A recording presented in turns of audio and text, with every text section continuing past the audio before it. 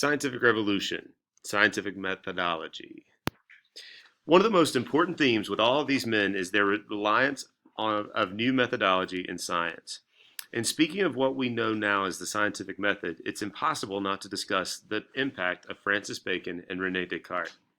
Francis Bacon was an English politician and writer who rejected the speculative reasoning of Aristotelian science and favored hard empirical research. The researcher who wants to learn more about rocks should not speculate about the subject, but rather collect numerous specimens and then compare and analyze them. General principles will then emerge. Bacon's contribution is the inductive method, also known as empiricism. Experimentation and the systematic collection of data could then be used to come up with some sort of general rule or principle which accounts for these facts. The opposite of this method was known as the deductive method, or the work of Rene Descartes. Descartes initially made his name as a brilliant mathematician.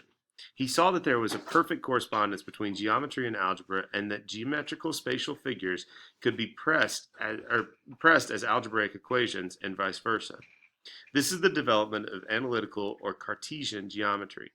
Still, his greatest achievement was to develop this vision into a whole philosophy of knowledge and science.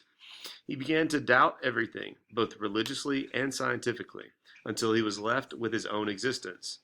Quote, cogito ergo sum, or I think, therefore I am.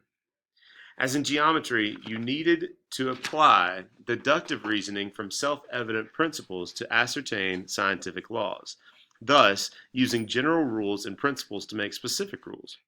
Descartes' reasoning ultimately reduced all substances to either matter or mind, that is, the physical and the spiritual. This view is known as Cartesian dualism. Nonetheless, it's the synthesis of Bacon's inductive and Descartes' deductive reasoning that gives us our modern scientific method. There were other important figures of note in the scientific revolution.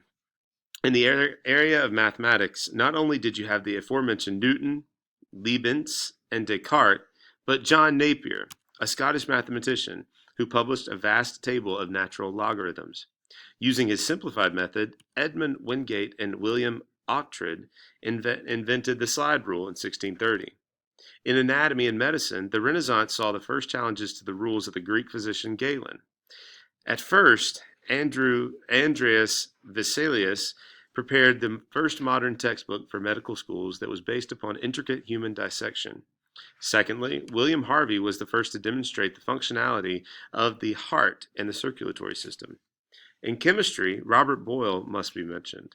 Boyle was the first to make a clear distinction between an element and a compound and to define clearly the nature of a chemical reaction. Also, his namesake law, which states that assuming that temperature remains constant, the volume and pressure of a certain quantity of gas are inversely proportional, K equals PV. Making much of this possible, as in art and humanism in the Renaissance, there were channels of patronage. Here, many governments established societies to promote research and glorify nations. The most famous of these were the Royal Academy of Science, founded by Charles II in England in 1662, of which Sir Isaac Newton was the leader, and the French Academy of Science, established by Louis XIV at the suggestion of Jean-Baptiste Colbert in 1666.